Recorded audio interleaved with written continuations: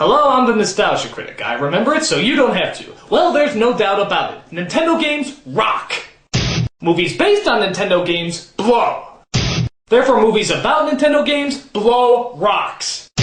Thus, we enter the horrifying realms of The Wizard, Nintendo's biggest advertising fuck-up since Virtual Boy. The film, about a little boy who seems to be a prodigy with Nintendo games, literally teaches the lesson that Nintendo games bring families together. And as we all know, Nintendo games make us want to do nothing but destroy our adversaries. So the idea of Nintendo being kind of this 8-bit Buddha was pretty damn stupid. But still, they advertised this movie big, with stars like Fred Savage, Christian Slater, a shitload of video games, a Nintendo Tournament face-off, and even a sneak peek at their latest groundbreaking game which wasn't yet released. When you're a kid growing up in the 80s and 90s, this looked unbelievable. I mean, every kid had to see this. So, why is this film a letdown of digital proportions? Let's take a look.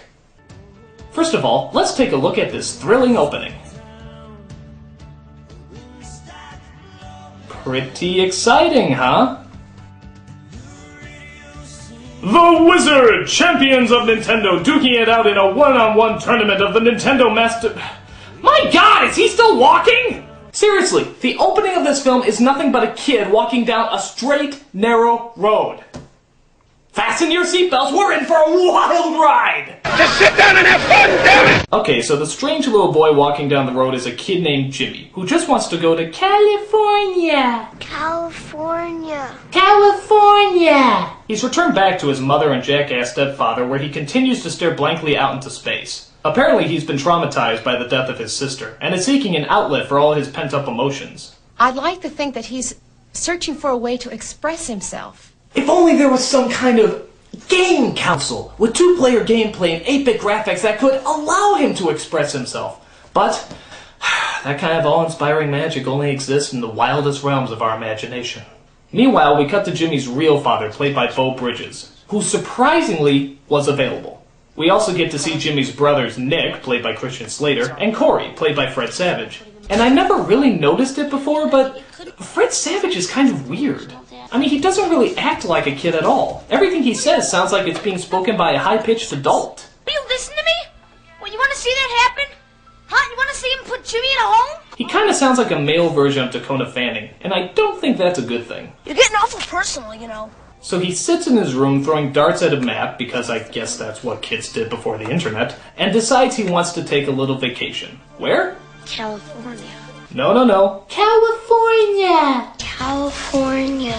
So Corey decides he wants to run away from home and live in California.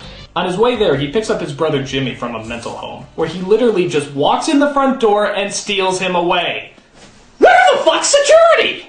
I mean, there's no sign, no locked doors, no nothing. Did they just forget that kidnapping is illegal? What a top-notch establishment! I can't believe it! Once news of their runaway hits the parents, the mother and stepfather hire a professional runaway bringer-backer person named Mr. Putman.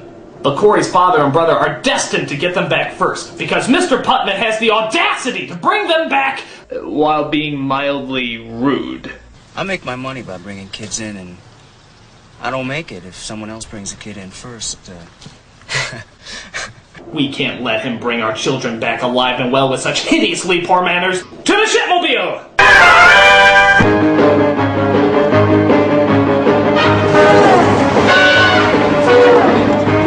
Meanwhile, Jimmy and Corey stop at a bus station, where they discover that Jimmy has a special talent for getting high points on Double Dragon. You got 50,000 on Double Dragon? There they come across Haley, a girl who also happens to be running away. It's his problem. Just shy. Shy a few bricks, I'd say. Just kicked ass on Double Dragon. Get out of here. Him? Yeah, you could wax your tail. No way. Wanna bet? How much? Got a bus ticket. Could cash it in. What kids talk like this? I mean, seriously, they all talk like 1980s businessmen. I mean, who raised them? Donald Trump? You're fired. Haley is shocked to find out that Jimmy does beat her at Double Dragon. A boy defeats a girl at a video game? Stop the presses! Your attitude sucks. Meanwhile, Corey's dad and brother continue to search for them after stealing the tree from Harold and Maude, and decide to stay in a hotel. There, Nick hooks up a Nintendo system, which seems to bring this father and son closer together. Doesn't take much intelligence to play that game, does it? You should know. Really close together. Wanna go grab a bite to eat?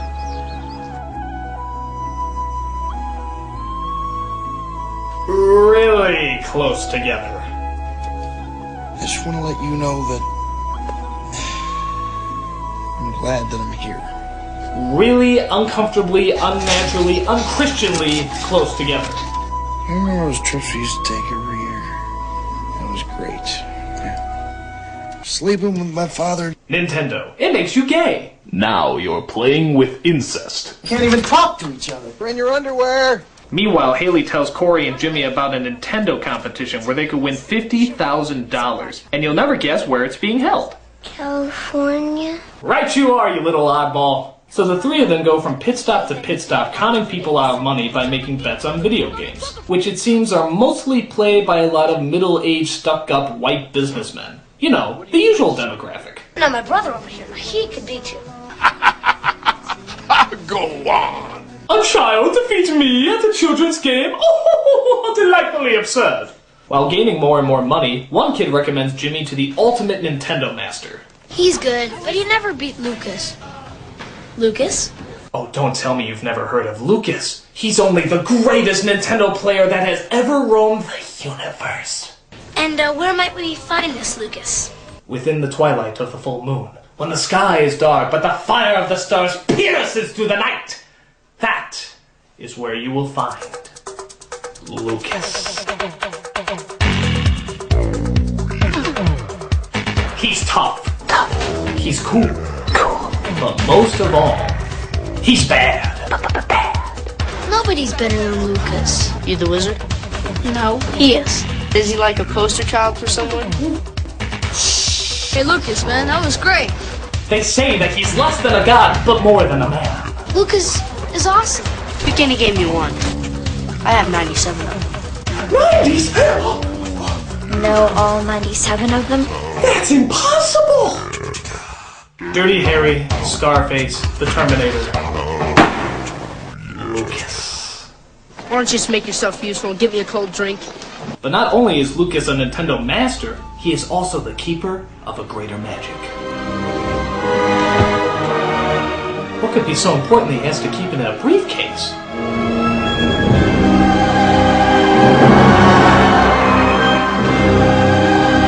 The legends were true. What is that? Power glove. It's even more beautiful than I imagined.